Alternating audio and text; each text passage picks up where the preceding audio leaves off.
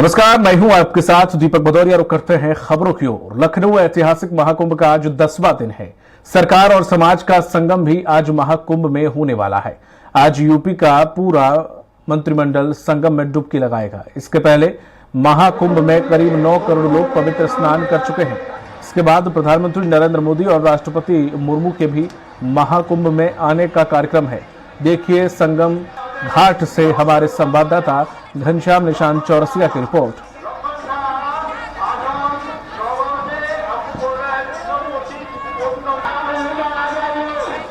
आज महाकुंभ ऐतिहासिक 10वां दिन है और आज पूरी सरकार संगम में होगी।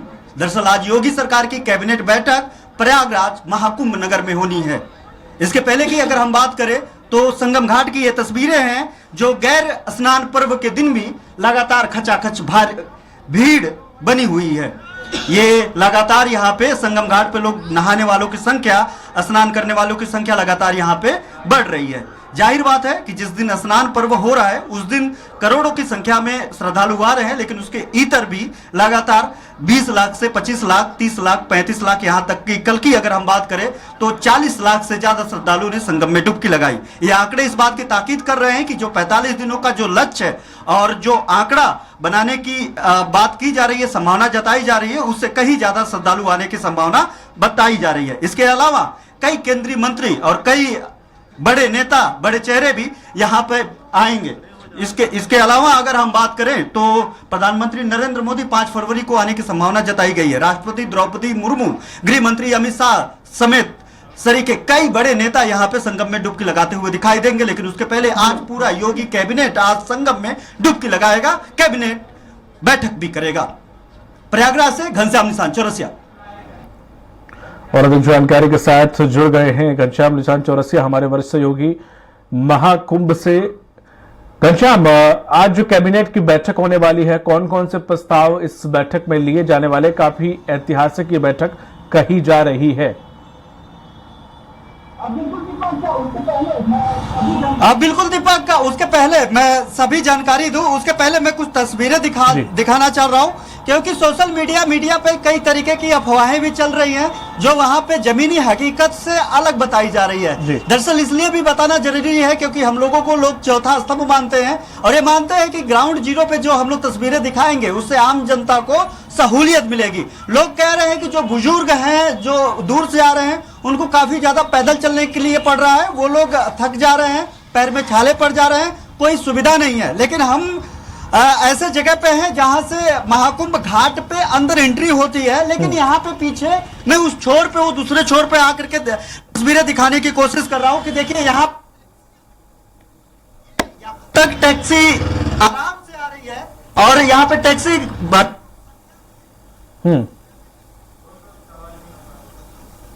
बिल्कुल घनश्याम, आपकी आवाज दर्शकों तक पहुंच नहीं पा रही है, बार बार ब्रेक हो रही है। आपको बताते चलें कि यहां पर जो व्यवस्थाएं हैं उनको लेकर कुछ तस्वीरें इंटरनेट पर वायरल हुई हैं। जो हमारे संवाददाता उन तस्वीरों को क्या जमीनी स्तर पर वो सही हैं या गलत है उन्हें दिखा रही हैं। जिस तरह से लोगों से बताया जा रहा है कि वहां बहुत भीड़ है, बहुत पैदल चलना पड़ रहा है बुजुर्गों को। तमाम सारी जो भ्रामक खबरें हैं, जो तस्वीरें हैं, वो इंटरनेट मीडिया पर वायरल है, सोशल मीडिया पर दिखाई जा रही है और एक भ्रम फैलाया जा रहा है। उसी भ्रम को मीडिया का चौथा स्तंभ कहे जाने वाले जो मीडिया, उसका ये दायित्व बनता है कि जो सही जमीनी हकीकत है वो लोगों तक पहुंचाई जाए।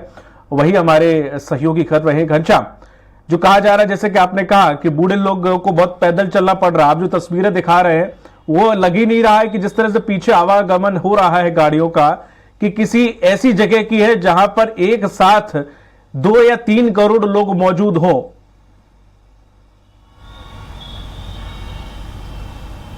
बिल्कुल दीपक, ये एक बड़ी संख्या है और इस संख्या को नियंत्रित करना और सुनियोजित ढंग से पूरी तरीके से व्यवस्थित करके लोगों को स्नान कराना, जहां पे पग पग पे खतरा है, नदी में डूबने का खतरा, यहाँ पे भीड़ भाड़ में दबने का खतरा और तमाम तरीके की खतरा होती है। और ये ऐसा पहली बार नहीं है, इसके पहले भी कई बार हुई भी है। ऐसे में एहतियातन ये सारी व्यवस्थाओं के बीच में इसका आयोजन बहुत बेहतर तरीके से करना एक आधुनिक इंजीनियरिंग का भी कमाल है और एआई का कमाल है। और इस बार जो सरकार ने योजना बद्ध तरीके से इसका हर प्रत्येक स्तर पे जो व्यवस्थित किया है उसका भी ये परिणाम है कि बहुत अच्छे तरीके से हो रहा है। उसमें थोड़ा अगर इस व्यवस्थित करने में अगर 1 किलोमीटर 500 मीटर थोड़ी सी दूरी से अगर पैदल चलने पड़ रही है तो ये मान करके चलना चाहिए कि ये थकान बेहद जरूरी है जान जाने से ज्यादा। तो ऐसे में अगर मैं वही तस्वीरें दिखा रहा हूं कि मैं महज घाट पे हूं। पहले पीछे की तस्वीरें मैं कहूंगा अपने कैमरामैन मुस्तफा जी पहले सबसे पहले दिखाइए कि ये घाट है। एक तरफ दाहिने साइड में आप देखिए ये घाट है, ये यमुना नदी है। यमुना नदी के उस पार जो आप तस्वीरें अगर आप देख रहे होंगे तो उस पार की तस्वीरों पे अभी थोड़ी देर बाद कैबिनेट बैठक होगी, जो कुछ ही देर बाद हम वहां की तस्वीरें भी आप लोगों को दिखाएंगे। और ये नदी है, नदी के ऊपर आप पुल पे अगर देखेंगे तो देखिए लोग कितनी तेजी से आगे की तरफ बढ़ रहे हैं। आप देखिए ये तस्वीरों में कि यहाँ पे लोग पैदल यहाँ पे आ रहे हैं। और दूसरी तरफ की फिर मैं रोटेट करके इधर की तस्वीरें दिखा रहा हूँ कि इधर की देखिए कि यहाँ पे टैक्सी भी लगी हुई है पूरा, और टैक्सी के अलावा वहां पे थोड़ी सी जाम लगी हुई है। ये है वजह है कि पुलिस वहां पे संघर्ष कर रही है। पूरा आधा घंटा मुझे लग गया वहां से सिर्फ उसको क्रॉस करके इस घाट के इस पार तक आने में। उसका सबसे बड़ा कारण यह है कि जो छूट मिली हुई है यहाँ पे गाड़ियों को रोटेट करने को लेकर के, बाहर से जो गाड़ियां आई हैं उसको रोटेट करने को लेकर के, तो यहाँ पे गाड़ियां इतर बितर तितर करके यहाँ पे थोड़ा सा जाम लगा दी है। इसको भी व्यवस्थित करना है, क्योंकि अगर सहूलियत से अगर हम लोग अंदर घाट तक पहुंच पाते हैं, जो आम जनता वहां तक पहुंच पाती है, तो इस बात की भी ताकीद होनी चाहिए कि इस जाम में फंसने के बाद जो नाराजगी पैदल चलने में है वो नाराजगी यहाँ जाम में फंसने में भी कर सकते हैं। वही नाराजगी यहाँ पे जो लंबी कतारें गाड़ियों की लगी है या पुलिस रोक रही है उसकी भी नाराजगी। तो इस नाराजगी को खत्म नहीं किया जा सकता है और खत्म करना भी नहीं चाहिए, क्योंकि उनके सुरक्षा से जुड़ी हुई सवाल है। तो अब दूसरी बात ये कहा जा रहा है कि बड़ी दूर तक 12 किलोमीटर 15 किलोमीटर 6 रास्ते यहाँ पे बनाए गए हैं। जो भी भविष्य में आएंगे उन 6 रास्तों पे बकायदा उन रास्तों तक गाड़ियां आ रही हैं, जिनका पासेस है अंदर घाट के थोड़ा पहले तक आ रही हैं, जो लोकल है। टैक्सियां हैं, टैक्सियां इस बॉर्डर यानी दूसरे छोर तक के बॉर्डर तक आ रही हैं। जहां पे तस्वीरें दिखाएं तो अफवाहों में ना पड़े, बेवजह के इधर उधर यूट्यूबर्स के रील के चक्कर में ना पड़े, क्योंकि वो कई लोगों ने व्यूज के लिए तमाम तरीके के घनश्याम, कई लोगों ने मुझसे भी शेयर किया है कि वो कार से जाना चाहते हैं, लेकिन पता नहीं है कि कार कहां पे किस तरह से रोकने के बाद या पार्क करने के बाद उन्हें चलना पड़ेगा। कुछ लोग इस व्यवस्था से थोड़ा सा सहमे हुए भी हैं, जो तस्वीरें कुछ भ्रामक सोशल मीडिया पर वायरल हो रही है उससे भी थोड़ा डरे हुए हैं। मैं चाहता हूं कि अगर कोई खुद की गाड़ी से जाना चाहे, स्वयं की गाड़ी से जाना चाहे, किसी भी राज्य का हो, तो वहां पर कितनी दूर कार की पार्किंग है और पार्किंग से क्या व्यवस्था है वहां तक पहुंचने में, और क्या वाकई जाम की स्थिति यह है वहां पर? देखिए, दो बातें हैं। अगर पब्लिक आएगी तो जाम होगी, लेकिन जाम अगर जो वही मैं बातें भी बताऊंगा, तस्वीर से भी दिखा करके मैं समझाने की कोशिश करूंगा कि आप ये तस्वीरें देखिए कि यहाँ पे ये वो रोड है, जब संगम घाट की तरफ का रोड, बाहर से आने वाले रोड और इधर घाट के तरफ का रोड, ये तीनों ये जगह मिलाता है। और यहाँ पे देखिए जाम लगी हुई है। अब यहाँ पे पुलिस वाले और जो बाहरी यूनिट है, जो केंद्रीय यूनिट है पुलिस सुरक्षा कर्मियों की, वो संघर्ष कर रही है कि एक एक रास्ते खुलवा करके जो श्रद्धालु है उनको बहुत सुलभता से, सुगमता से उनको उनके गंतव्य तक पहुंचाया जा सके। अब ये देखिए, इस गाड़ियों में प्राइवेट गाड़ी जो आपको स्क्रीन में दिखाई दे रही होगी, वो पूरा आपको प्राइवेट गाड़ी ही दिखाई दे रही होंगी ये स्क्रीन पे। ये प्राइवेट गाड़ियां यूपी 90, यूपी 70, यूपी 72, यानी ये उत्तर प्रदेश के अलग अलग जिलों से आई हुई गाड़ियां हैं, भरी हुई गाड़ियां हैं। इवन अगर ये टैक्सी भी देखिए, ये टैक्सी भी देखिए, यहाँ पे इन टैक्सियों में लोग जो स्नान करने वाले लोग हैं वही लोग भरे पड़े हैं।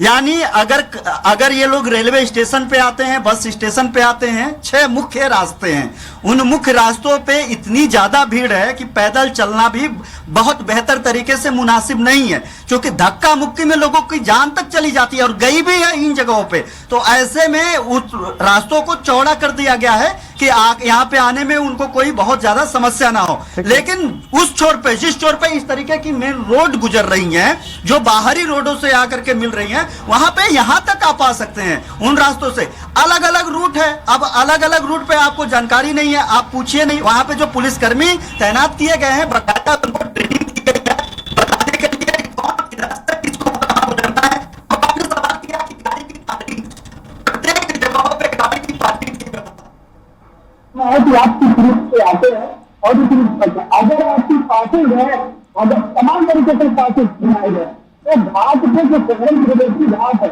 अपमान करने के अलावा जो काली किसान है, इसके अलावा चंदन घाट के पार से ले जाकर के गाड़ी खड़ा कर सकते हैं। इसके अलावा विभिन्न मूवमेंट होता है, सैटरडे संडे में काफी ज्यादा मूवमेंट होता है। अभी जो विकास सैटरडे संडे रहा उस दिन गाड़ी के लिए भी जाने के लिए पूरी तरीके से सैटरडे संडे में लाखों लोगों की भीड़ लग गई। अब आपको एक ही सुविधा मिल सकती है, आप इस जनता को करके आप काम करेंगे या फिर गाड़ी में बैठ करके आराम से घाट को निकाल करिए। दोनों में तो एक ही होगा। रास्ते तो बढ़ाए नहीं जा सकते हैं, शहर का 36 रास्ते कर दिए गए। 36 से 72 पॉसिबिलिटी नहीं है कि पूरे महाकुंभ में 40 किलोमीटर में सिर्फ रास्ते हो जहाँ पे आप गाड़ियां चला सके या फिर यहाँ से बिल्कुल घनश्याम, आपकी आवाज अब दर्शकों तक नहीं पहुंच पा रही, काफी ब्रेक हो रही है आवाज। बहुत बहुत शुक्रिया तमाम ये धरातल पर जो सही तस्वीरें वो दिखाने के लिए और जानकारी देने के लिए आपका बहुत बहुत शुक्रिया घनश्याम।